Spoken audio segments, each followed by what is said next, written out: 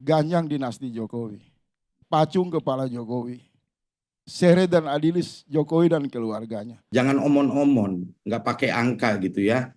Belum pernah ada satu presiden pun ketika dia keluar dari kekuasaan, dia menaruh anaknya sebagai wakil presiden. Nah ini hanya terjadi di era Jokowi. Bahwa Jokowi sekarang sudah jadi bebek lumpuh. Jokowi sudah tidak kuat, sudah tidak punya pengaruh untuk masuk dalam percaturan strategi mengatur kabinet dengan Prabowo. Seluruh intuisi kekuasaan Jokowi itu masih ada di pusat kekuasaan dengan satu level turun saja, yaitu wakil presiden. Karena Gibran itu adalah Jokowi dan Jokowi adalah Gibran. Jokowi merubah kelas proletar dengan kampanye hidup sederhana menjadi kelas borjois dinasti yang paling rakus dalam kekuasaan. Tidak bisa dihindari ketika sehari saja, sejam saja Jokowi itu keluar dari istana, maka tekanan penegakan hukum terhadap Jokowi itu sulit untuk dihindari. Jokowi terlalu sibuk ingin meyakinkan Prabowo, menyeret Prabowo dalam tanggung jawabnya, seolah-olah di masa kekuasaan Prabowo nanti harus ada politik utang budi untuk melindungi Jokowi. Satu akumulasi kemarahan rakyat yang mengerucut berkesimpulan Jokowi berubah dari kampanye yang sangat berakyat, sangat katanya hidup sederhana, berubah menjadi dinasti yang super mewah. Dinasti yang hari ini segala sesuatu itu disoroti, bukan hanya Jokowi. Istri Jokowi pakai tas Hermes menimbulkan masalah. Soal Kaisang naik jet misalnya, banyak orang naik jet pribadi itu biasa.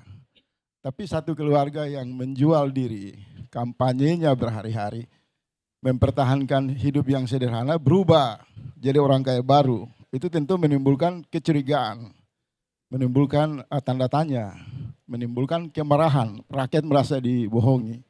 Apalagi Kaisang kan sebelum sempat dilaporkan di KPK. Jadi itu semua pandangan Hudori saya pikir, saya mengatakan tidak sama Bang. Saya harus mengatakan bahwa ada satu masalah mendasar yang dilupakan oleh kelompok di lingkar kekuasaan Jokowi.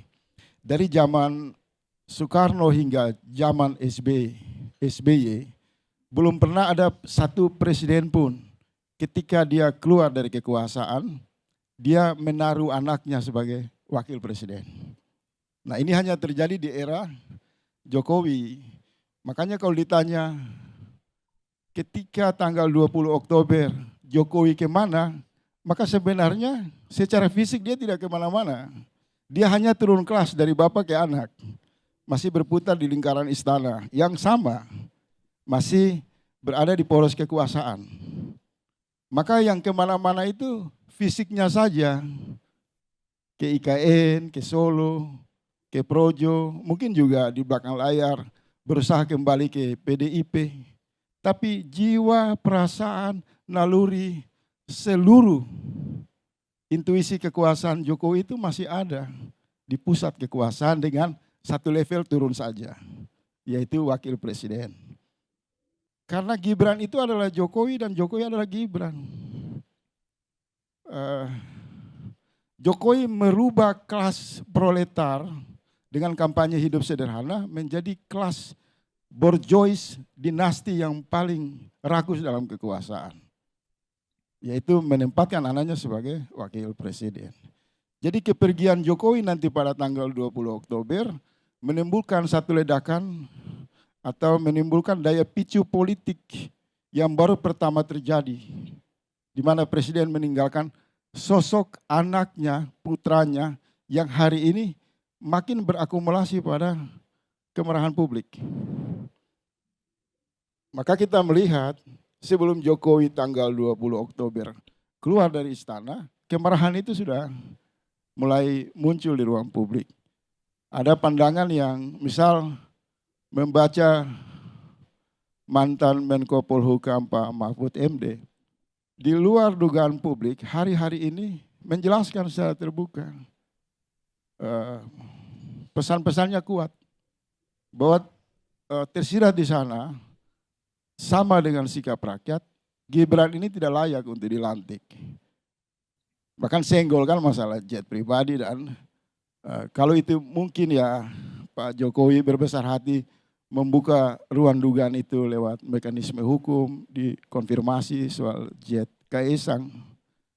Publik dan Pak Mahfud berkesimpulan bisa-bisa ini tidak dilantik ini. Begitu juga tokoh reformis yang kita bisa jadikan rujukan, Pak Amin Rais. Pak Amin Rais itu fokus bahwa Jokowi sekarang sudah jadi bebek lumpuh. Jokowi sudah tidak kuat, sudah tidak punya pengaruh untuk masuk dalam percaturan strategi mengatur kabinet dengan Prabowo. Sehingga memberi indikasi, menurut Pak Amin Rais, tidak bisa dihindari ketika sehari saja, sejam saja Jokowi itu keluar dari istana, maka tekanan penegakan hukum terhadap Jokowi itu sulit untuk dihindari. Nah, kita juga membaca Jokowi sudah banyak memelihara dan menjadikan lapak istana sebagai lapak relawan. Tapi pada kasus berapa hari lalu demo serentak mahasiswa di seluruh Indonesia itu juga menimbulkan kecemasan luar biasa. Memberi gambaran bahwa kelompok ini tidak diprediksi oleh relawan, jauh dari radar antisipasi relawan Jokowi. Bisa muncul tiba-tiba ke permukaan dalam satu gerakan yang fokus dalam satu isu, ganjang dinasti Jokowi, pacung kepala Jokowi, seret dan adilis Jokowi dan keluarganya. Satu gerakan yang baik para mantan menteri, misal Pak Mahfud MD maupun kelompok oposisi yang konsisten, itu menggarisbawahi keluarnya Jokowi dari istana tidak aman, tidak aman. Terlebih banyak agenda-agenda Jokowi yang sangat menyakiti perasaan rakyat. Jokowi terlalu sibuk mengejar target IKN dengan membiarkan harga-harga terus naik. Jokowi terlalu sibuk mengurusi Gibran dengan meruntuhkan semua jalan demokrasi, peluang bagi orang-orang baik masuk pilkada. Ada terganjal tokoh-tokoh hebat misal di DKI. Jokowi terlalu sibuk ingin meyakinkan Prabowo, menyeret Prabowo dalam tanggung jawabnya, seolah-olah di masa kekuasaan Prabowo nanti harus ada politik utang budi untuk melindungi Jokowi. Dan macam-macam Jokowi membuat kebijakan yang dirasakan sangat mencemaskan, menyangkut dengan utang luar negeri dan lain-lain. Ada tanda-tanda yang kuat, Prabowo tidak akan melindungi Jokowi. Dan kalau barangkali kita lihat, ada satu fenomena lagi. Biasanya para calon mantan presiden itu ingin meninggalkan istana. Hari-hari mereka itu akan menyiapkan kardus, menyiapkan tas, menyiapkan angkutan barang, perpisahan-perpisahan dengan sahabat, dengan semua fenomena itu pasti muncul perilaku. Tapi tiba-tiba ada dalam sejarahnya salah satu calon mantan presiden berkantor di IKN. Ini juga menggambarkan kesenjangan. Kalau beliau bilang, beliau tadi saya lihat cukup emosional dan coba menegasi, menguburkan apa yang telah diberikan oleh Pak Jokowi selama 10 tahun memimpin Indonesia. Menurut saya banyak sekali hal-hal ya yang menjadi landasan bagi kemajuan bangsa ini yang sudah dilakukan oleh Pak Jokowi. Itu jangan dikubur juga gitu.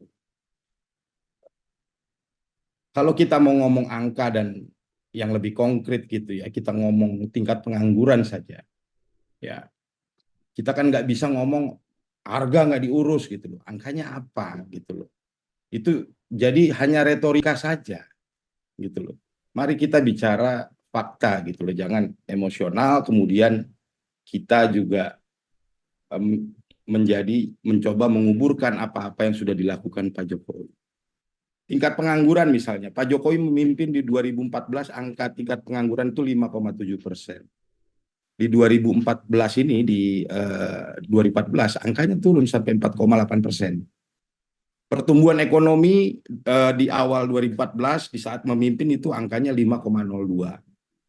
ya di 2024 angkanya 5,11, ada pertumbuhan. Dan kita tahu juga di 10 tahun masa Pak Jokowi ini juga banyak banyak disrupsi, salah satunya COVID ya. Yang harusnya kita apresiasi juga bagaimana Pak Jokowi sebagai pemimpin bisa mengelola badai yang cukup luar biasa sehingga Indonesia bisa tetap bangkit, bisa tetap tumbuh secara ekonomi. Ya, lalu tingkat kemiskinan misalnya dari 11% menjadi 9%. Ya, terus kemiskinan ekstrim dari 6,2% bisa diubah menjadi 0,8%. Ini kita ngomong fakta, jangan omon-omon, nggak pakai angka gitu ya. Lalu inflasi tadi ngomong harga misalnya. Di 2014 itu di awal kekuasaan Pak Jokowi itu angkanya 8,36. Sekarang di 2024 angkanya tinggal 2,12%. Artinya inilah rapotnya, inilah faktanya gitu loh. Apa yang disampaikan, saya tidak bicara apa yang sudah dicapai di bidang lain ya, di infrastruktur dan lain sebagainya ya.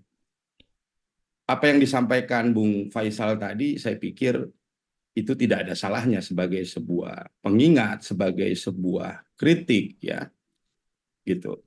Jadi hemat saya banyak sudah yang dilakukan oleh Pak Jokowi dalam memberikan sebuah landasan bagaimana bangsa ini bisa lompat menjadi bangsa yang maju ke depan. Dan itu jangan kita kuburkan dengan menegasi itu semua, dengan menutup mata itu semua, gitu.